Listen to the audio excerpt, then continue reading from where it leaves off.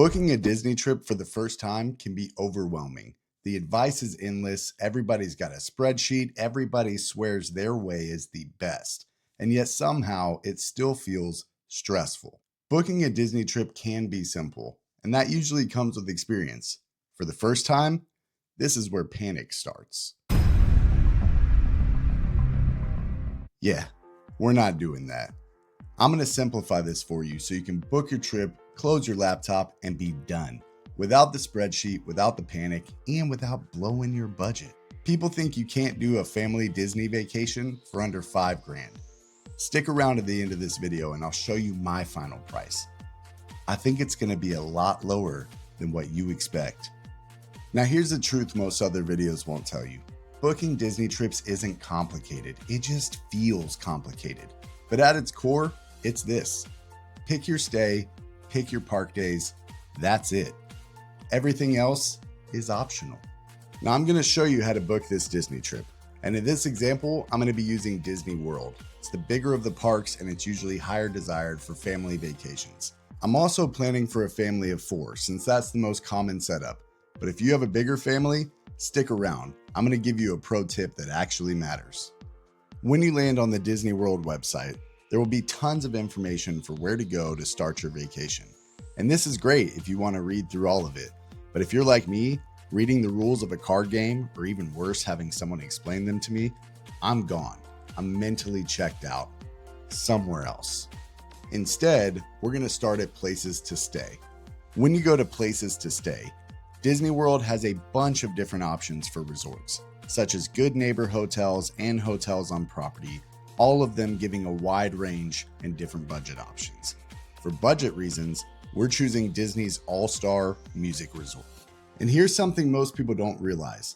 Most standard Disney World rooms cap out at around 5 guests. So if you're a bigger family, this is where people start to lose a little bit of faith. But here's the pro tip. Disney World offers family suites, and not just at luxury resorts. Budget hotels like All-Star Music have family suites typically ranging between $250 to $450 a night, depending on the season. You compare that to resorts that can range from $700 to $1,500 to $5,000 a night. For bigger families, this choice alone can save you thousands of dollars while keeping you on property and enjoying the perks. Disney isn't evil for their pricings. Math is. Math is evil. Back to my family of 4. I'm choosing 4 nights. Now here's my flow. Check in at night, 3 full park days, sleep in the hotel your last park day, wake up in the morning, and check out. This way it feels less rushed and way less stressful. Now once you've selected your hotel nights and how many days you want to stay there, Disney will ask you if you want to pick park days. And yes, that's why you're here. You'll choose your number of park days, single park per day, or park hopper. For first timers, 1 park per day is usually the move. It's calmer and it's cheaper. I'm choosing 3 park days for budget reasons. An important thing to know is even though you're choosing 1 park per day right now instead of the park hopper option, you can choose to upgrade this later on in the app or through guest services at the hotel you check in. To upgrade your ticket to a park hopper option is going to run you around $60 to $85 per ticket per day. So here's the move. On the 3rd day only, later on add the park hopper option. That way you can split your last 2 parks. Get all 4 parks knocked out for the Disney experience in your 3-day stay on your budget. And at this point, you've done it. You've chosen where you're going to stay and how many park days you've got. That's it. That's your vacation. Everything else after this, it's optional. And now Disney starts showing you add-ons. This is where people start to feel like, am I doing Disney wrong if I skip it? And no, you're not. You can absolutely skip it. You don't have to go hardcore Disney adult praying to Mickey that these add-ons make your trip more magical. Please let me get Cinderella's castle. Please, Guardians of the Galaxy. Please, please, please. The dining plan, you don't need it. That's prepaying for your meals. There's tons of food in Disney, and I eat a whole bunch of it, just on my own terms. Skip it. The memory maker, Disney photographers, ride photos without watermarks, it's nice. But your phone takes amazing pictures. And the watermark, is it even going to matter if you've already got ketchup stains on your Spirit jersey? Skip it. You're also going to hear about booking dining reservations. However, you can book these 60 days out from the first day of your Disney trip. You're not going to be able to do it when you're initially booking. But some of these can be expensive and require prepayment. So we're going to skip it on this trip. This is a budget-friendly trip. Now, I promise you, there's plenty of good food in Disney World that you can eat without a reservation. And not having that sit-down character dining experience will not ruin your trip. If there is one add-on that actually makes a difference for how your Disney day feels, it's Lightning Lane Multipass. This is the most debated add-on. Do you need it or do you not need it for your trip? But in Disney World, this can make or break your day.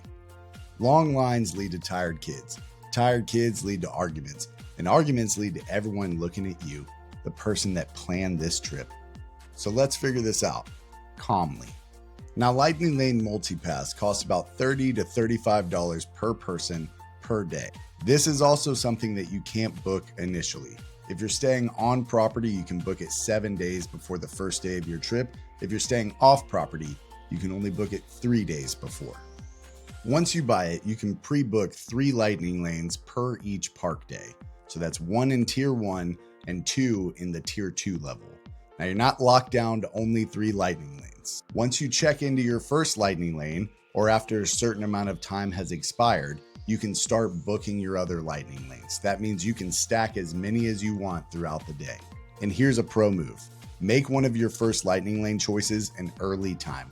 That way, when the park opens, you can scan into your first lightning lane and begin stacking the rest throughout the day. Now, Lightning Lane Multipass doesn't cover you on every single ride throughout all these parks. There are 5 rides in Disney World that are actually pay to ride. This is called Lightning Lane Single Pass. Now, these can run you anywhere between $17 to around $20 to $25 a person per ride. And you can only do this 2 times during each park day. The 5 rides that are included in Single Pass are Seven Dwarfs Mine Train, Star Wars Rise of the Resistance, Avatar's Flight of Passage, Guardians of the Galaxy Cosmic Rewind, and Tron's Light Cycle Run. Everything else is covered in Lightning Lane Multipass.